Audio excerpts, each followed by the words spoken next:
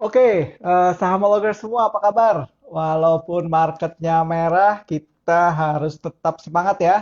Karena yang namanya saham itu kan nggak harus naik terus, kemudian nggak harus turun terus ya. Apalagi sejak Oktober 2020 kan sebenarnya market kita ini udah uptrend banget ya. Jadi sudah berada di atas MA 20 daily itu sejak bulan Oktober. Jadi kalau misalnya 2 hari terakhir ini marketnya merah, nah itu sebenarnya adalah tanda-tanda koreksi. Nah, mungkin dari teman-teman ada yang sahamologers juga ada yang ngerasa, aduh, jangan-jangan saham nih bukan buat gue. Atau misalnya ada yang bilang, ah udah deh duit gue balikin lagi ke deposito gitu ya. Atau, wah hari ini kan pemerintah nerbitin ori yang seri 015. Jangan-jangan saatnya deh duit gua yang boncos-boncos di saham gua masukin dulu ke instrumen-instrumen lain. Nah, sebenarnya kan investasi ini pilihan ya. Jadi dalam arti kalau kalian untuk investasi, kalian untuk trading, itu yang namanya instrumen-instrumen yang memang tidak diberikan jaminan ya. Kayak saham ya, tidak diberikan jaminan bahwa akan naik terus. Nah, untuk ini malam hari ini Bibo akan mengundang ya seorang product development dari Cipta Dana Asset Management karena Bibo mau belajar nih ya. Bibo kan udah punya saham, udah punya deposito, udah punya obligasi dan malam hari ini Bibo akan belajar tanya-tanya tentang produk ETF atau Exchange Traded Fund ya. Nah, bersama Bibo nanti akan hadir dari Cipta Dana Asset Management ada Mas Indrawan Raharja. Ya, kita invite aja Mas Indrawannya sebentar ya. Kita invite Mas Indrawan. Oke, ayo Mas Indrawan, udah di invite nih. Iya, halo, apa kabar? Halo, apa kabar? Kedengeran suaranya bagus? Kedengeran bagus banget. Aduh, stylenya bukan kayak head of product development. Stylenya lebih Oh, mirip kayak penyiar radio Prambors tahun 80-an. itu masih SD saya 80-an. Oh, masih Ya, SD. tapi masih SD. Iyalah. Masih SD ya? Ya. Oke, Hmm. Mas Indrawan Raharja dari Cipta Dana Asset Management. Gimana nih Mas? Ngelihat 2 hari terakhir marketnya merah sebagai pelaku pasar. Sebetulnya sih seperti tadi juga udah disebutkan ya, kalau naik Hmm, kan istilahnya pasar itu kan nggak satu arah gitu ya. Kalau naik hmm, naik terus gitu kan, kalau turun turun terus gitu. Tapi hmm, dalam arti dalam kondisi sekarang kan istilahnya setelah kenaikan beberapa ya saham lah istilahnya bisa dibilang ya, hmm, memerlukan istirahat dulu, pace dikit lah istilahnya. Jadi kalau tadi dibilang hmm. bahwa penurunan seperti sekarang ini ya sebetulnya cuma buat koreksi sesaat aja sih, karena ya yang kita lihat kan adalah satu, memang tidak ada satu katalis lah kasarnya nih ya, yang Hmm, istilahnya hmm. yang kita tunggu yang belum keluar. Jadi istilahnya karena saling menunggu-menunggu gini ya, yang kemarin katakan sudah naik ya wajar dong kalau istirahat sebentar gitu kasarnya kan. Dan ini sebetulnya bagus Betul, bagi betul. orang bisa realisasikan keuntungan, tapi Profit, di sisi betul. bagi orang lain juga buat apa? Buat kesempatan buat masuk gitu loh. Maksudnya kan ada dua Betul, sisi kan gitu ya. Nah, itu betul, yang harus betul. dilihat sih sebetulnya gitu sih. Hmm. Hmm. Apalagi kan juga sebenarnya ini dinamika ya. Jadi dalam arti Hmm. nggak jangan melihat bahwa bursa saham ini kenaikannya linear terus gitu kan. Iya, bahaya itu Ya malah dia kalau naik-naik bahaya terus nanti. gitu ya. Iya, Hmm. nanti orang akan beranggapan ya, oh jangan-jangan kalau misalnya gua masukin sekarang 3 hari lagi jadi segini gitu kan. Nah, Betul, betul. Betul. Ya kadang kan begini lah. Namanya saham kan kita belajar bukan cuma untuk apa ya, keuntungan istilahnya kan, hmm, naik naik hmm, naik naik terus, tapi hmm. kita juga harus belajar juga kan soal yang namanya risiko kan. Namanya Iya, risiko itu betul. bahwa saham itu bisa naik tapi bisa juga turun. Istilahnya kan begitu. Hmm, Memang kan hmm, tergantung dari beberapa faktor lah, selain fundamental juga ada technical juga ada kayak gitu kan. Nah, kalau betul, ngelihat dari betul. sekarang sih sebetulnya bagi saya ya bagus lah, istilahnya kan kalau mau nerobos satu batasan, istilahnya Hmm. batasan dari apa, target saham, ya menurut saya ya sangat wajar gitu. Justru nggak wajar kalau istilahnya kalau naik naik terus gitu, malah kita jadi takut Ya, gitu loh. Kenapa? ya, Karena itu bubble. berarti betul. Jadi apa ya? optimisme berlebihan itu kan juga musuh gitu kan istilahnya. Karena emosi Betul. kan istilahnya kan main di sini gitu Betul. kan. Jangan semuanya terlalu pede gitu kan. Terus Hmm. ya Mas Wibo tadi bilang kan masuk terus gitu. Terus abis itu mikir Kapan kapan keluar? keluarnya ya. Ya betul. Ya. Oke. Ya. Nah, ini kan sekarang ada pergeseran dalam arti dulu investor retail nggak banyak. Gitu. Sekarang kan investor retail Oh, makin banyak ya. Nah, betul. nanti jangan-jangan orang yang udah baru masuk nih, terus masuknya telat gitu ya. Kalau kita kan masuk misalnya dari beberapa masuknya di awal-awal Ya, Juni segala macam. betul. Kemudian di kondisi sekarang dia bilang, aduh, tahu gini Tinggi. gue nggak masuk di saham gitu kan. Atau misalnya jangan-jangan duitnya gue taruh lagi di deposito gitu. Gue taruh lagi di reksadana. Balik lagi ke sistem investasi yang pertama dia kenal, bukan saham ya. Nah, di sini mau tanya nih sekarang nih. Selain dari obligasi, kan sekarang pemerintah lagi gencar nih ya, hari ini kan lagi Ori 019 ya. Kemudian juga orang reksadana juga kan lagi rame gitu kan. Kemudian Betul, juga betul. bank-bank juga masih agresif untuk cari dana pihak ketiga. Selain saham, obligasi, ada lagi, kalaunya sih ada nih, katanya ada investasi yang gue nggak harus analisa semua saham. Karena kan sekarang gini, kata orang gini, jangan-jangan Antam nih yang jadi bagus gitu kan. Pas dibeli lah kenapa turun gitu kan. Gue beli itu namanya. gue beli Kimia Farma, nah kenapa kok sekarang 3.000-an gitu kan. Nah, ini yang salah timingnya, apalagi yang baru ya, apakah timing yang salah, apakah gue nggak bisa menganalisa dengan benar, apa-apa, nah udah deh. Ada nggak investasi yang seperti saham, ya, tapi nggak memerlukan terlalu banyak effort untuk ngelihatin begitu banyak emiten-emiten, gitu. Ada nggak, Bang Mas Indrawan? Ya, oke. Jadi sebetulnya sesuai juga dengan mungkin yang tema mau dibahas gitu ya. Memang di dunia ini dikenal atau ya udah ada lah yang disebut yang tadi disebut ETF gitu, Exchange Traded Fund gitu loh. Sebetulnya sih itu bahasa-bahasa keren doang sih, Exchange Traded Fund. Sebenarnya kalau mau disederhanakan itu sebetulnya reksadana sebetulnya gitu loh. Tapi yang dijualnya lewat bursa. Sebetulnya begitu aja. Jadi sebetulnya ETF ini nih mengawinkan istilahnya gitu loh ya. Jadi keunggulan dari reksadana sama keunggulan dari saham. Apa sih keunggulan reksadana? Ya simpel aja. Kalau kita beli reksadana itu sebetulnya simpel kan. Kita belinya diversifikasi. Jadi istilahnya yang tadi disebutkan tuh. Kalau ngelihat katakan beli 1 kali bayar itu sama dengan saya belinya tuh banyak gitu loh. Banyak tuh berapa sih sebetulnya kan? Ya kalau pakai teori-teori yang canggih-canggih deh gitu kan. Yang namanya diversifikasi itu sebetulnya 40 plus lah istilahnya. Kalau ada jumlahnya di sana itu akan terdiversifikasi cukup bagus gitu loh. Optimum lah istilahnya. Nah kalau ngelihat dari situ, kalau misal katakan saya mesti punya saham yang jumlahnya mungkin 30-an, 40-an, itu perhatiannya kan setengah mati kan, satu-satu diperhatikan ini, ntar mana yang turun, mana yang naik, mana yang turun, mana yang naik, mana yang bagus, mana yang dijual, kan pusing juga kan gitu kan. Nah makanya tadi dia bilang, ada cara yang lebih simpel, memang bisa belinya lewat reksadana, terus terang, karena reksadana kan juga kumpulan dari itu kan, kumpulan dari saham-saham portofolio, tergantung dari ininya aja kan, maksudnya kebijakan investasinya larinya kemana sih, sebetulnya begitu kan. Nah, cuma sekarang reksadana kan punya kekurangan. Kekurangan itu apa? Harganya satu hari cuma 1. Jadi mau beli kapanpun, istilahnya sebelum jam 1 siang, itu istilahnya baru diproses hari ini. Dan pada saat kita proses, kita juga nggak tahu bahwa ujungnya nih sebetulnya istilahnya kumpulan dari yang kita beli itu tuh naik atau turun ya. Nggak tahu. Kita kan cuma prediksi aja, kira-kira. Kan kayak tadi kan, pagi buka merah dikit. Ujungnya merah gak ya? Kira-kira kan begitu kan? Karena bisa aja ujungnya merah, tapi bisa jadi ujungnya hijau. Kebetulan dari Bebo pakai warna baju merah, saya baju hijau. Jadi kan kira-kira antara merah apa hijau. Merah gara-gara itu ya, gara-gara turun ya, pakai merah ya. Gue karena cipta dana warnanya merah. Oh gitu ya. Oh saya karena optimis warnanya hijau. Muka gue yang merah. Jadi intinya balik lagi ke arah tadi ya, bahwa katakan kalau beli reksadana itu kan prinsipnya sebetulnya bagus karena dia melakukan diversifikasi. Beli satu murah kan istilahnya, tapi sama dengan kayak beli banyak gitu kan.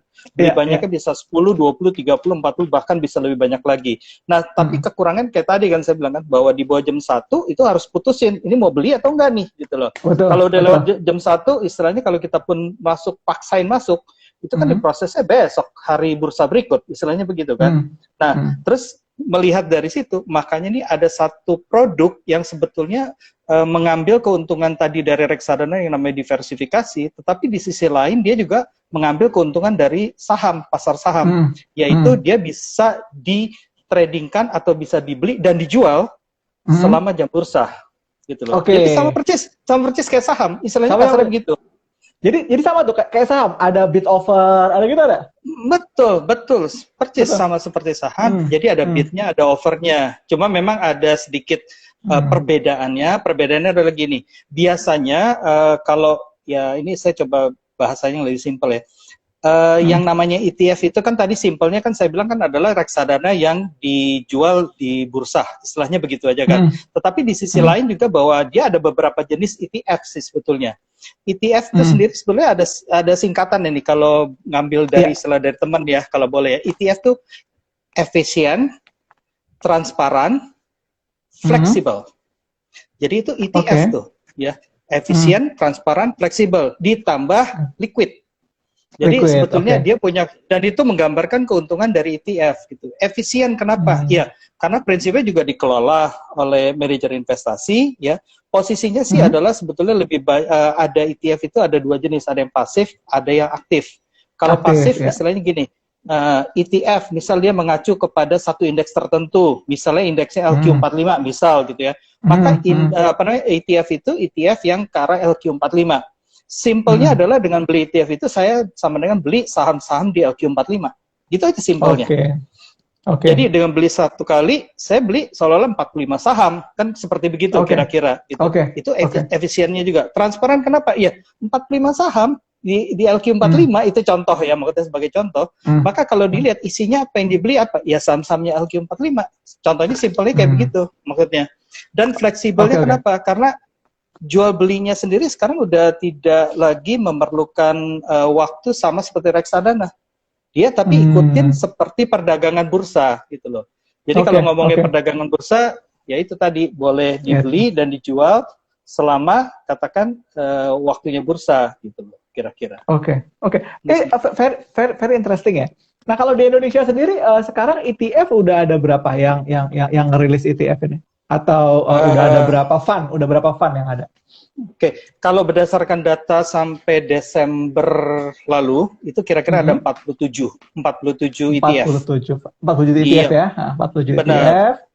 Ya, jadi ada 47 ETF. Mungkin kalau sedikit data-datanya, ETF itu sendiri ada yang katakan benar-benar ngikutin yang tadi ya kan, mengikuti, ada yang aktif, ada yang pasif gitu ya. Kalau yang aktif itu biasanya ada clue-nya itu adalah dia ngikutin pakai indeks tertentu. Yang pasif. Yang pasif misalnya ya tadi ya, ada yang mengikuti LQ45, IDX 30, apapun. Oh ya, syariah ada, kalau benar ada 3 ya, ada tiga ETF syariah yang ada di Indonesia. Dan dia bukan cuma ngikutin saham-saham di Indonesia sih, ada yang ngikutin mau MSCI kayak ada apa, tergantung. Maksudnya saham indeksnya itu apa. Kalau udah larinya ke arah indeks itu biasanya relatif lebih pasif. Tapi kalau nggak ada yang tulisan-tulisan gituan, relatif itu lebih aktif. Nah kalau aktif ini sama kayak beli reksadana, kalau bilang reksadana saham ABC gitu kan. Kita ngeliat prospektusnya itu rata-rata lebih aktif gitu loh. Tapi kalau misal reksadananya indeks, rata-rata lebih pasif kan begitu. Jadi tadi kalau ETF yang indeks atau ETF yang lebih agresif, ya mungkin biasanya lebih agresif lah. Tapi kalau balik lagi kepada naturalnya sih sebetulnya, orang sebetulnya lebih suka ETF itu justru bukan ETF yang agresif, sebetulnya begitu. Jadi yang pertama kali bukannya aktif. Yang aktif, bukan yang agresif. Kenapa? Karena ya itu tadi analisa lagi kan. Kalau yang katakan reksadana, katakan kalau reksadana yang saya lihat ini lebih agresif jalannya dan sebagainya, lebih aktif, maka kan saya harus analisa dulu kan, melihat bahwa ini benar gak ya, bagus gak sih saya beli gitu kan. Tapi kalau kita lihat reksadananya indeks, misal contohnya, ya saya cuma tinggal percaya aja sama indeksnya, percaya sama indeks ini gak, percaya sama indeks ini gak.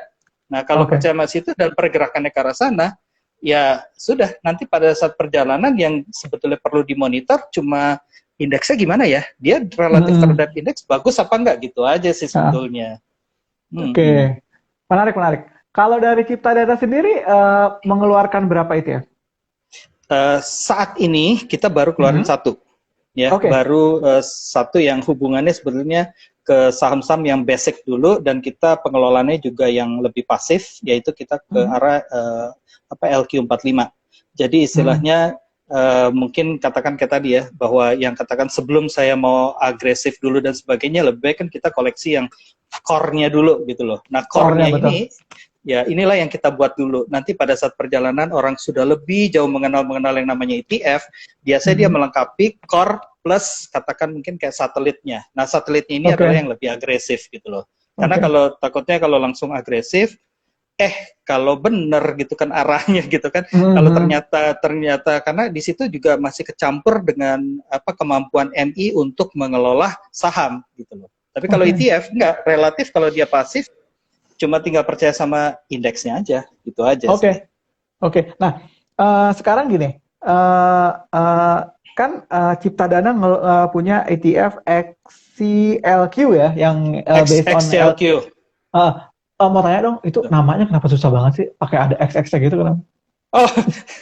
Oke, gini, sebetulnya itu soal penamaan ini mungkin juga dari waktu perintis di awalnya lah ya. Perintis di awal begitu dia listing di bursa, dia mencari saham yang jarang ada kode depannya, kasarnya begitulah.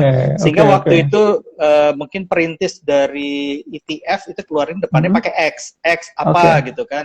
Nah, sehingga selanjutnya semua sebetulnya produk investasi yang diperdagangkan di bursa itu jadi kebiasaan semuanya ngikutin pakai kodenya X gitu. Nah, sebenarnya kalau ngomong XCLQ itu gampang loh. X itu kan kodenya. Ya kan kode C-nya itu ETF gitu ya. Ya, X ETF gitu. C-nya itu Cipta Dana sebetulnya. LQ ya LQ45, XLQ. Kan simple. Dan semuanya juga pasti ngikutin kira-kira kode-kode seperti itulah. Gue baru tahu. Soalnya gue baru interest buat belajar tentang ETF itu baru sebulan terakhir deh, karena gue perlu diversifikasi sih. Tapi dan sekarang gue lagi belajar sih sebenarnya sih ETF yang di luar ya. Tapi gue akan coba ekspor juga ETF yang dalam negeri, karena kan makanya kalau gue belajar ETF yang luar, gue belajar dari referensi luar. Nah gue bilang, di Indonesia ada nggak sih? Makanya gue tanya pas ketika ada yang kontak gue dan ternyata orang Cipta Dana gitu. Yaudah gue bilang ajak ngobrol deh, gue bilang gitu kan. Karena tujuan gue adalah gue malam hari ini sekarang belajar sama lu gitu. Belajar sama Mas Indrawan Raharja gitu ya. Mas Indra Raharja ya. Nah, cara belinya gimana? Cara belinya gimana? Oke, memang begini loh. Kalau ngomong cara beli, saya harus bilang ini ada dua pasar dulu nih yang harus dipikirin. Yang pertama yang disebut adalah pasar primer, ya. Jadi kedua ya simple, primer sekunder gitu kan. Nah, kalau pasar primer itu sebenarnya pembentukan awal. Jadi pada saat pembentukan awal, kalau kita lihat dia tuh yang bermain di sana adalah kalau mau beli harus larinya adalah ke sekuritas ya yang menjadi dealer partisipan. Paling simpelnya disingkat DP gitu ya. DP. Jadi harus ada DP-nya, dealer partisipan. Ya, itu adalah untuk kreasi unit dari ETF ya. Nah, dalam hal ini boleh sebut nama nih, maksudnya kalau contohnya XLQ. Nanya dulu nih, ya maksudnya. Oke. Ya udah. Jadi di XLQ kita tuh kerjasama dengan istilahnya quote-unquote masternya juga lah di ETF, yaitu dengan sekuritasnya itu Indo Premier gitu, Indo Premier Sekuritas ya. Karena dia udah banyak pengalaman lah dan sebagainya. Nah, kita pas masuk ke sana artinya yang mau membeli ya harus masuknya ke sana. Tapi perbedaannya apa sih dengan primer dan sekunder? Itu sebetulnya adalah satuan dan likuiditas. Satuan dan likuiditas maksudnya apa? Kalau belinya di primer itu belinya harus pakai unit kreasi. Satu unit kreasi itu sama dengan 100.000 unit. Ya, jadi katakan 100.000 unit penyertaan itu sama dengan satu unit kreasi. Jadi misal harganya 100 perak gitu ya. Harga di pasar 100 perak NAV, ini contoh aja biar gampang ngitungnya buat ngebayangin. 100.000 unit kreasi itu berarti kira-kira 10 juta. Jadi buat masuk ke dalam katakan pasar primer itu perlu minimum 10 juta, artinya tergantung dari harga ya tadi ya. 98 berarti dia 9,8 juta, 110 berarti dia perlu 11 juta dan selanjutnya. Juga tergantung dari harga ETF masing-masing lah istilahnya gitu. Kalinya 100.000 primer. Keuntungannya di primer itu apa? Di primer itu keuntungannya adalah kalau kita mau jual dan mau beli, itu prinsipnya selama likuiditas dari pembentuk LQ45 nih kita ngomong ya misalnya LQ45, selama saham-saham LQ45 semuanya adalah bisa dibeli, ya pasti hari itu juga kebeli, detik itu kebeli pas kita beli gitu istilahnya. Jadi dia kebeli karena langsung ke kreasi di apa namanya di DP itu, dealer partisipan. Jadi kita taruh duit ya di sekuritasnya, dalam hal ini bisa contohnya kalau Cipta Dana ke Indo Primer, terus bisa 10 juta, terus lihat harganya berapa. Oh, hari ini harganya bergerak-gerak terus kan. Kenapa? Karena dia ngikutin harga dari ini kan, dari harga pasar dia langsung saham-saham pembentuknya itu 45-nya itu. Misal NAV-nya dihitung menjadi 100. Misal contoh ini biar gampang aja ya. 100. 100 itu sama dengan saya bayar 10 juta misal. Nah, dengan bayar 10 juta saya tuh dapat komposisi misal dia pembentuk LQ itu apa aja. Nah, pembentuk LQ itu apa aja? Ya itu udah ditentukan terlebih dahulu komposisinya. Jadi misalnya sahamnya si siapa, si Astra, Telkom ini bla bla udah ditentuin tuh berapa lotnya untuk 10 juta. Ya, untuk 10 juta. Dan itu udah ditentukan. Nah, jadi dengan katakan tadi punya duit 10 juta bisa beli 1 unit kreasi, belinya bisa kapan aja selama jam bursa, ya kan? Dan syaratnya tapi harus belinya di DP. Plus katakan harganya biasanya lebih murah dibandingkan dengan harga secondary. Jadi saya langsung connect gitu ya. Nah, kalau secondary itu apa sih sebenarnya pasar secondary? Nah, kalau pasar secondary mau beli itu bisa beli di setiap sekuritas, terserah. Karena prinsipnya itu sama dengan saham biasa. Dia udah listing, terus sekarang istilahnya dari si sekuritas yang DP ini biasa menyediakan likuiditas, misal dia udah beli 1, tetapi tinggal kita ngelihat ya katakan sama seperti pasar saham seperti biasanya, dia ada bid offernya tuh. Nah, istilahnya dapat atau enggak saya beli atau saya jual, itu tergantung bid offernya saat itu kan. Bidnya banyak, berarti kan saya pada saat jual, istilahnya bisa gampang terjual. Tapi kalau misal offernya yang banyak, saya kalau mau beli banyak kesempatan beli, kan begitu kan. Tapi apakah pasti kebeli atau kejual? Belum tentu di pasar sekunder. Karena tergantung sama kayak saham kan. Ya Telkom saat ini misal, kebetulan misal banyak yang bid sama yang offernya, ya otomatis kan lebih fleksibel gitu. Saya bisa jual belinya, hampir pasti bisa kejual dan kebeli. Tetapi belum tentu 100% kan bisa gitu kan. Nah, jadi itu perbedaannya tadi. Pasar primer pasti bisa kebeli dan pasti bisa kejual, ya. Karena kalau pada saat kita mau jual, itu memang tugasnya si DP untuk mengabsorb itu dan jual ke pasar. Dan pada saat beli, ya dia juga tujuannya adalah ngambil duit dari investor dan langsung beliin saham-sahamnya itu pembentuk saham, ya contohnya XLQ, ya LQ45, seperti itu. Jadi, tapi kalau balik lagi, kalau yang di pasar sekunder, keuntungannya apa? Ya simple, bisa belinya cuma 1 lot aja juga bisa. Jadi kasarnya tahu tadi lihat ya, harganya misal 100 perak gitu contoh ya. Maka dengan berapa tuh 100 perak kali 1 lot kan cuma 100. 100 kali 100 10.000. Modal 10.000 bisa beli. Sekuritas mananya terserah, tinggal cari aja kodenya gitu. XCLQ.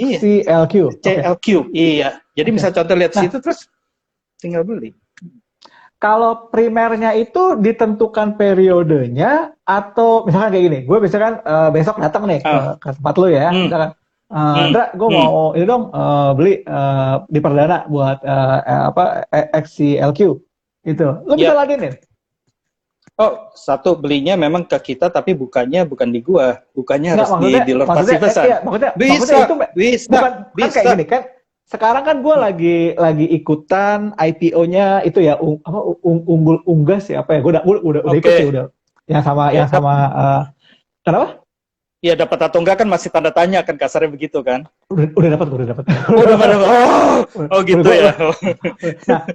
Nah jadi maksudnya udah karena kan apa? Udah sih. Oh Oh, belum dapat. Nah, Ya. tuh. Ya, maksudnya kan bisa Nah, gitu. dapat, bisa enggak kan gitu kan. Tapi kalau datang ke mau buat beli yang namanya ETF di pasar primer, itu Hmm. setiap duitnya udah ada pasti bisa selama udah punya Hmm. rekening di itu ya di dealer partisipan. Jadi istilahnya kan Oke. sama seperti sekuritas biasa, isi duit segala Hmm. macam. Oh ya, memang duitnya harus ada dulu ya. Jadi duitnya udah ada Hmm. di sekuritas, terus kita baru bisa membeli unit kreasinya itu.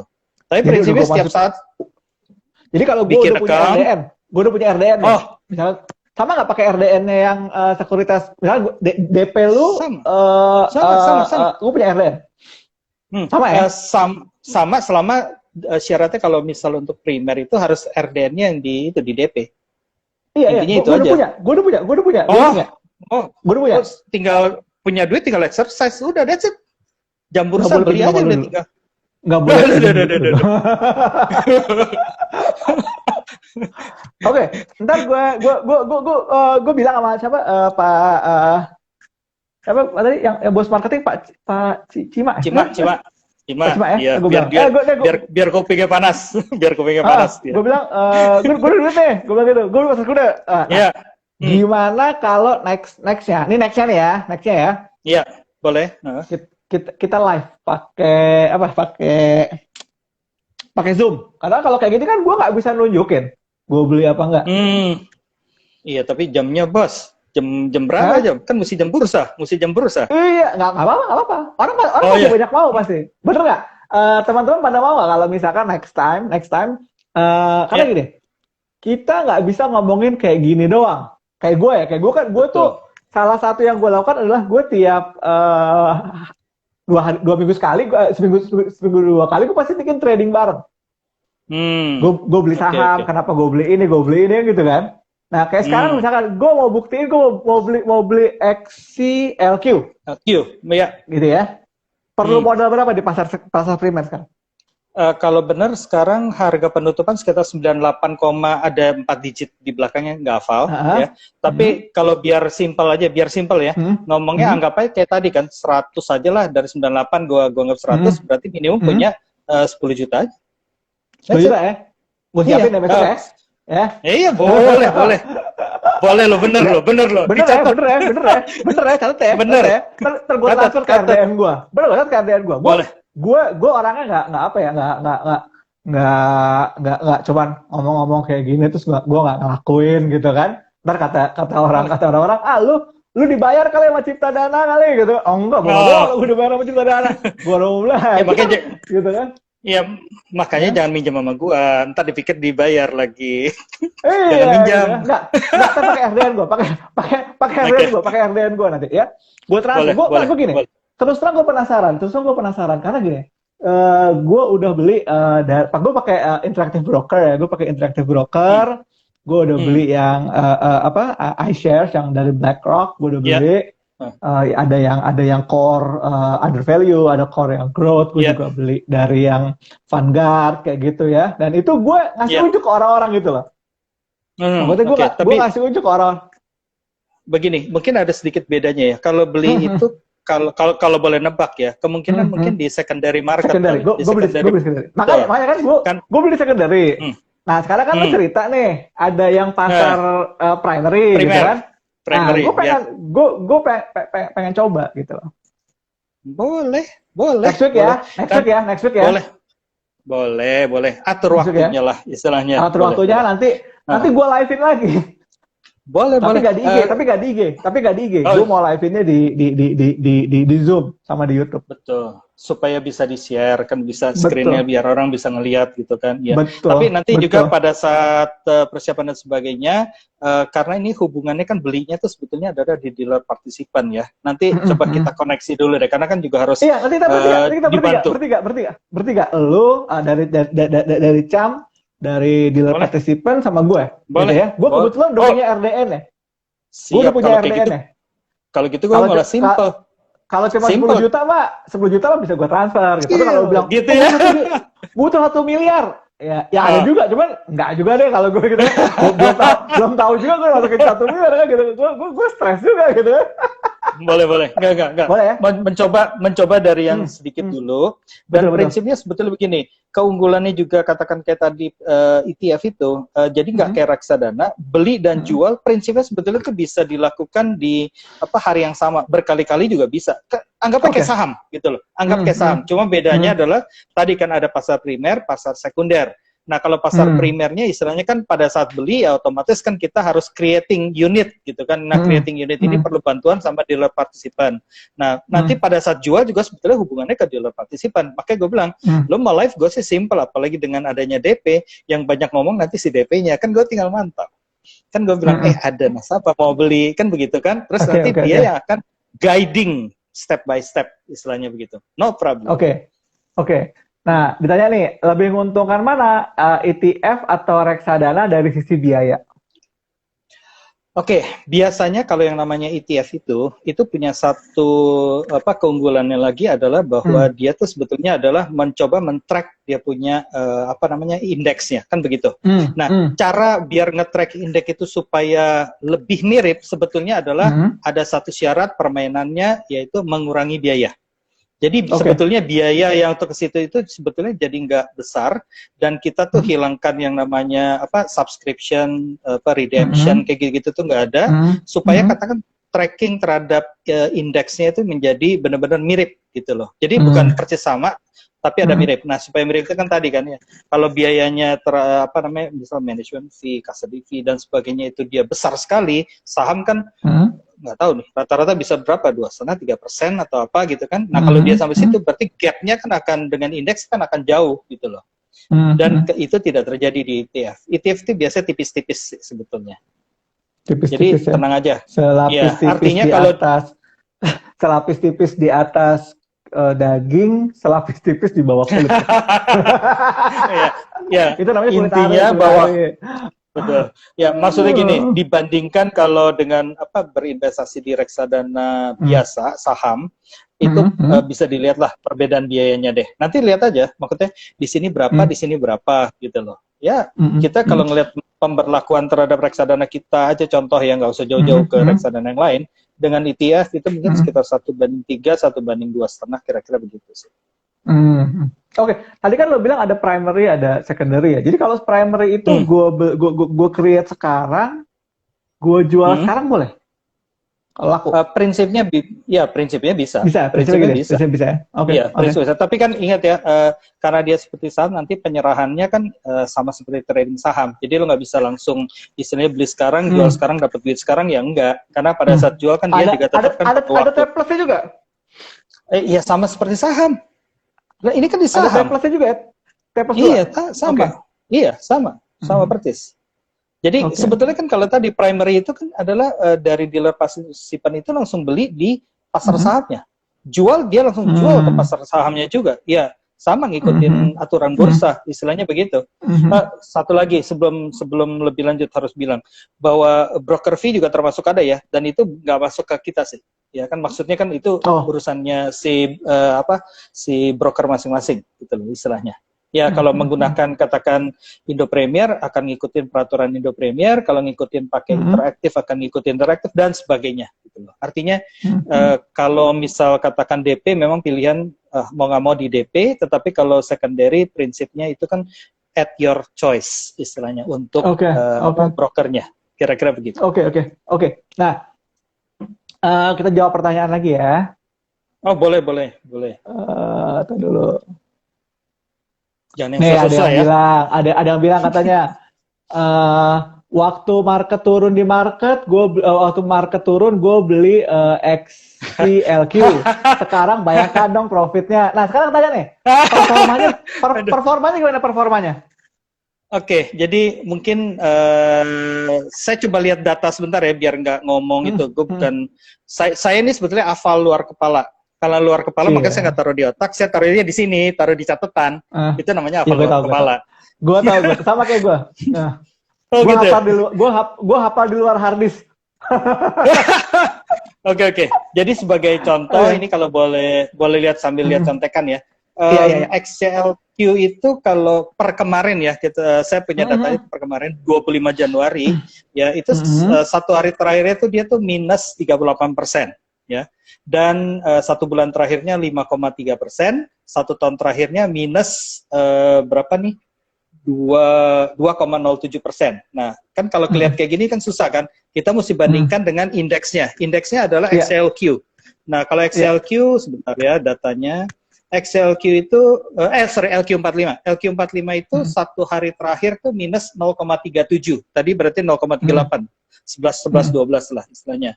1 bulan terakhirnya dia ini adalah sekitar, sebentar ya, XLQ itu 5,46%.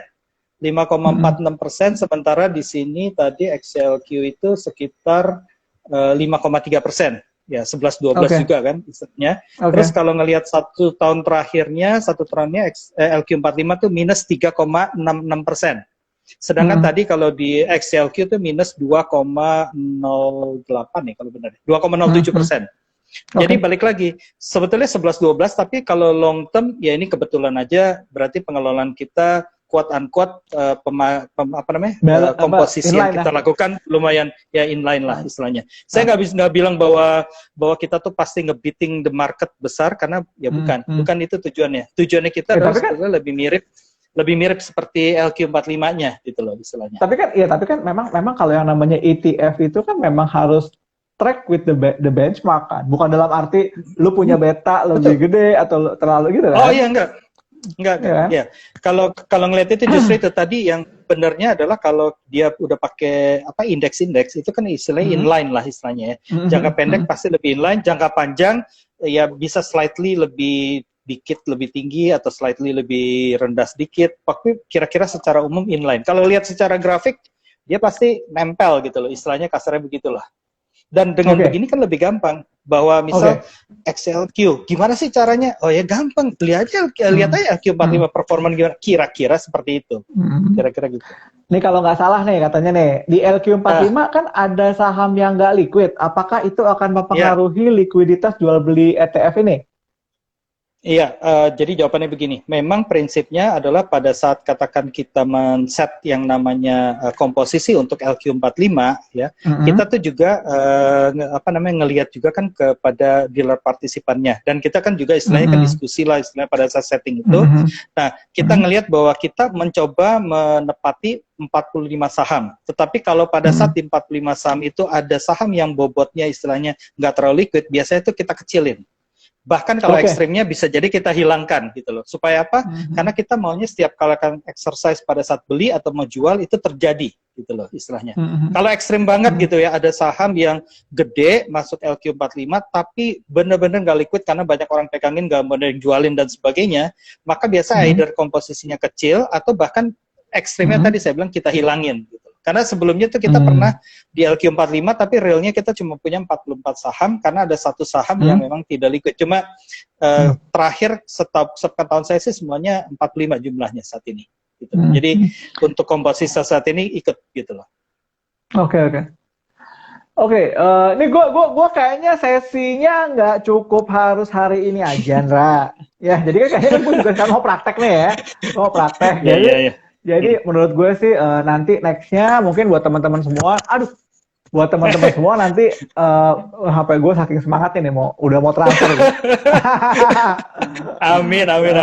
Jadi gue saking semangatnya gue kan tadi kan gue udah jual beberapa saham gue kan, jadi gue udah punya duit gitu kan. Jadi ya acai mungkin next week deh gue mau coba explore lagi. Jadi nanti tolong dikirimin presentationnya. Terus kalau misalkan buat teman-teman yang pengen tahu tentang ini kemana, Ndra? Ada websitenya atau URL-nya? Sebetulnya sih kalau misal mau tanya kan bisa ke Ciptadana ya, secara umum tuh bisa ya Ciptadana Asset Management ya, www.ciptadana-am.com istilahnya itu. Nah terus kita juga punya, sorry nih udah karena umur ini kadang-kadang nih kalau mau ngelihat nomor telepon itu mesti ngelirik dulu karena nggak hafal gitu loh. Karena kita juga sebetulnya punya contohnya WA bisnis kita punya, di mana di WA bisnis itu juga bisa ditanya-tanya mengenai aduh sebentar nih komputer gua hang.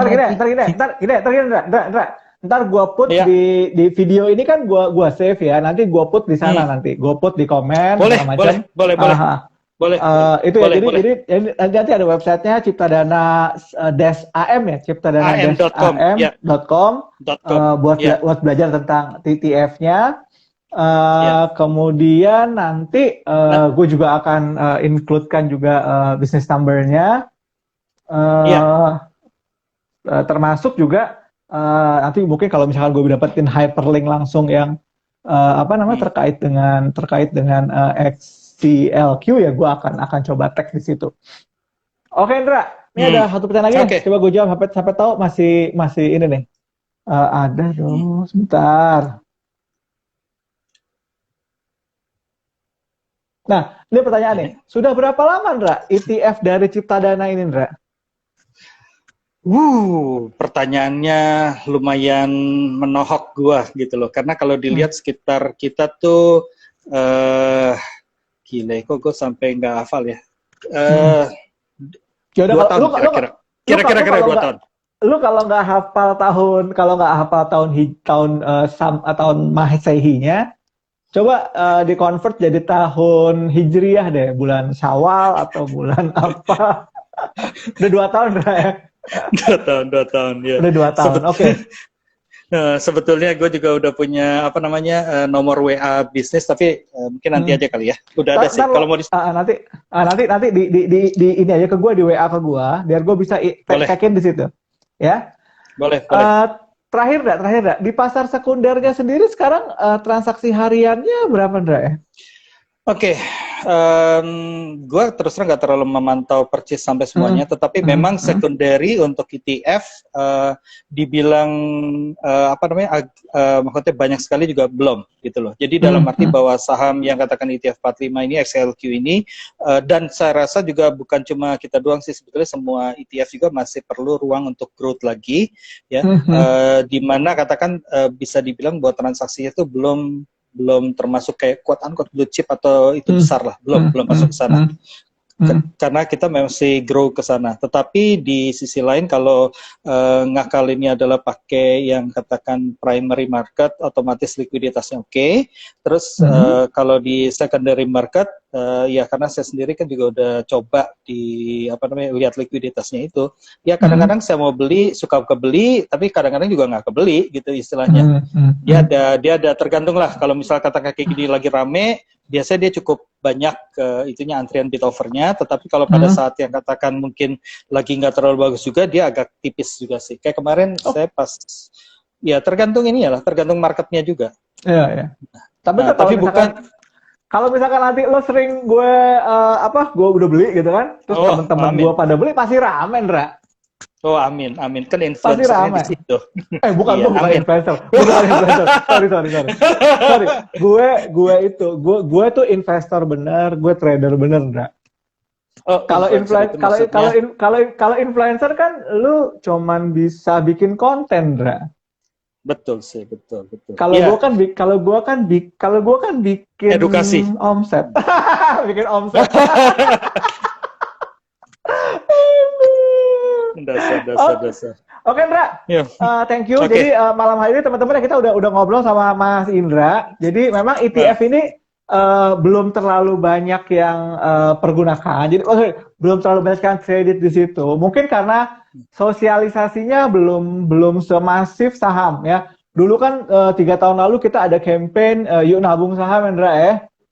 Ya, betul. Ya kan, di bursa ada campaign yuk nabung saham. Kemudian juga sekarang massive gini. Tapi memang trennya di Amerika sendiri, orang sekarang tidak lagi actively invest di stok.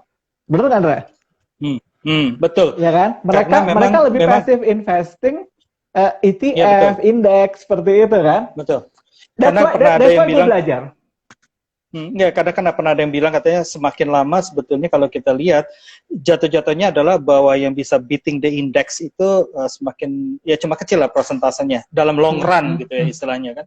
Sehingga passive manage atau sama dengan indeksnya kan quote-unquote lebih optimum lah istilahnya. Bukan paling menguntungkan tapi lebih optimum dibandingkan harus peres otak segala macam kan, mikirin yang mana yang harus dibelikan dan sebagainya. Tarik garis kayak gue tiap malam bikin Fibonacci, lihat MA-nya, lihat lihat betul. bid offernya gitu kan. Oh ya, It's a it's sorry, boleh tambah sedikit info gak? Maksudnya boleh boleh. tadi selain yang katakan di website, barangkali juga Hmm, yang familiarnya ini kan karena dengan Instagram, barangkali hmm, coba lihat aja dan follow aja ke yang @ciptadana aset ya, supaya katakan hmm, juga hmm. bisa ngelihat mungkin info-info kita mengenai apa yang ETF dan produk-produk sebenarnya produk investasi lainnya sih. Kita juga Oke. sering kan Oh, mengadakan edukasi-edukasi dan hmm, sebagainya. hmm, hmm. Gitu. Oh, ntar bilangin sama tim aset manajemen. Gue juga punya satu Hmm. channel lagi namanya Juara. Mungkin nanti gue akan ngomong soal Hmm. reksadana deh. Ya, nanti Oh, nextnya gue oke, akan oke. ngajak ngomong soal reksadana. Tapi mungkin bukan your area. Nanti kita akan ngobrol dengan tim marketingnya untuk ceritain tentang best reksadana yang lo punya. Oke? Ya, gua rasa mungkin mereka juga lagi Oke. memantau kali, jadi tahulah. Oke, thank you. Oke, Oke, Ndra, oke, Ndra. Thank you buat malam oke. hari ini. Gue juga mau lanjut makan malam gitu ya. Eh, seng- Eh, sengaja gue prioritasin karena gue juga pengen belajar. Dan mhm. nanti minggu depan gue coba buka apa namanya? Gue coba transfer buat kita bisa live buat beli Boleh, ETF di boleh. Indonesia. Jadi biar orang juga bisa langsung tahu how they can participate in this kind of investment gitu ya. Oke, good Betul, luck betul. buat tim Cipta Dana. Semoga lebih moncer lagi tahun 2021. Apa namanya? Produk-produknya bisa dikenal market, bisa apa namanya? Bisa lebih Amin. banyak mengcaptive market audience kita. Orang Ya. nggak cuman beli kan gini ya. Dulu gue tahun 2000-an gue beli reksadana. Hmm. 2002 Oh. gue beli saham sampai sekarang. Nah, sekarang gue Hmm. harus butuh new kind of investment tools gitu. Investment. Hmm. Makanya gue belajar ETF. Betul, betul.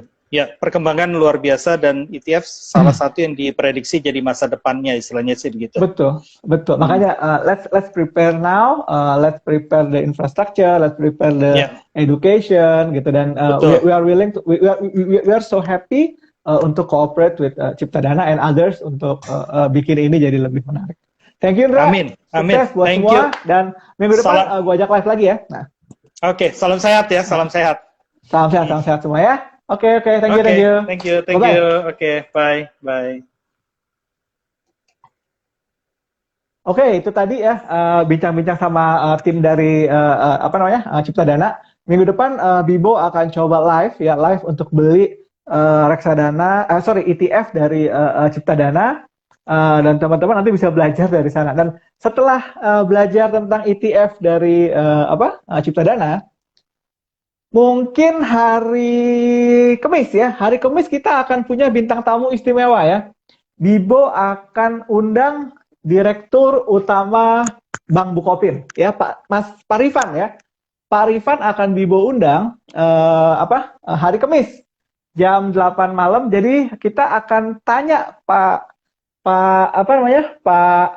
Rifan tentang the new Bukopin ya, the new BBKP.